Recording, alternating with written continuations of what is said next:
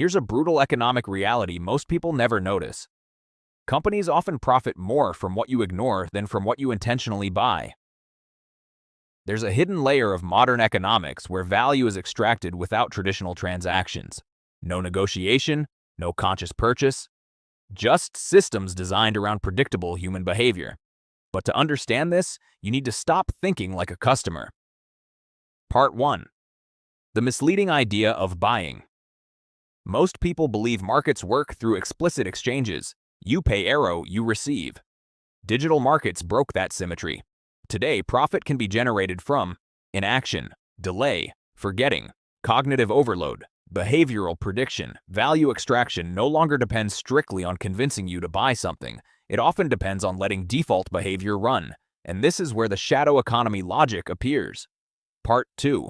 What shadow really means here. This is not illegal activity. Nothing hidden in the criminal sense. Shadow refers to invisible economic flows, revenue streams users rarely perceive while they are happening. Money moves, users barely notice. Companies model it precisely. The critical shift, attention, inertia, and probability became monetizable assets. But abstract theory is hard to feel, so consider this. A young professional signs up for a free trial on a productivity platform. Perfectly rational decision. Low risk, no immediate cost. The interface is clean. The promise is compelling. 2 weeks later, billing begins automatically. Life is busy. Priorities shift. The tool becomes irrelevant, but nothing forces a reassessment. No sharp pain, no interruption. The subscription continues for months. Not because of deception, because the brain treats small recurring costs as low-priority threats. From the company's perspective, this behavior is not surprising. It is statistically reliable.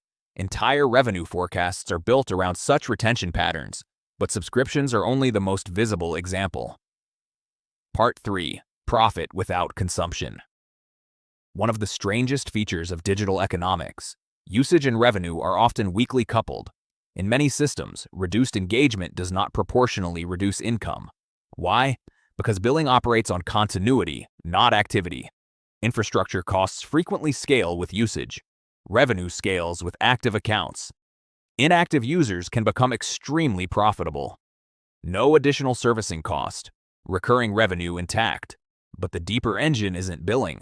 It's psychology. Part 4. The psychological infrastructure. Modern monetization models rely heavily on stable cognitive biases, status quo bias. Humans resist changing existing states. Decision fatigue, repeated micro-decisions drain mental energy. Low salience losses, small costs rarely trigger urgency. Temporal discounting. Future consequences are undervalued. These are not weaknesses unique to certain individuals. They are universal properties of human cognition, which makes them economically predictable. Predictability enables optimization, and this predictability extends far beyond subscriptions. Part 5. Neglected value as revenue. Large pools of profit emerge from assets users underutilize or forget. Unredeemed balances, expiring credits, loyalty systems, dormant accounts, idle digital goods. The key economic insight: not all issued value returns for redemption. Unclaimed value becomes margin. At scale, tiny behavioral tendencies become financial certainties, but money leakage isn't even the dominant prize. Part 6. Data as the core commodity. In digital systems, behavioral data frequently outweighs direct payments in strategic importance. Data enables prediction, targeting, personalization, price optimization, attention control. The value of data is not descriptive. It is probabilistic.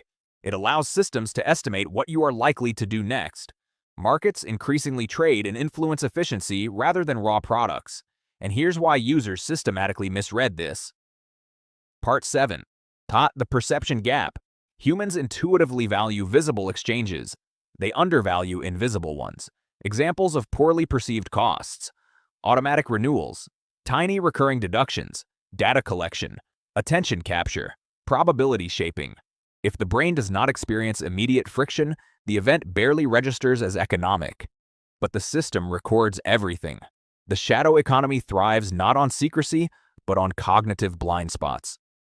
Nothing needs to be hidden. Human attention filters most signals automatically. Part 8. Why this system is stable. These mechanisms persist because incentives align. Users prefer convenience.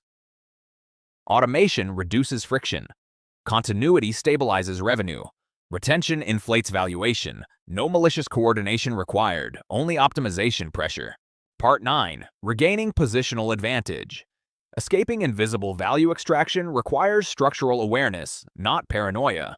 Effective counter-strategies. Increase visibility, surface recurring flows. Interrupt defaults force periodic reassessment. Reduce cognitive load, predefine rules. Treat data as payment, reframe the exchange. The truth is, modern markets do not simply sell products.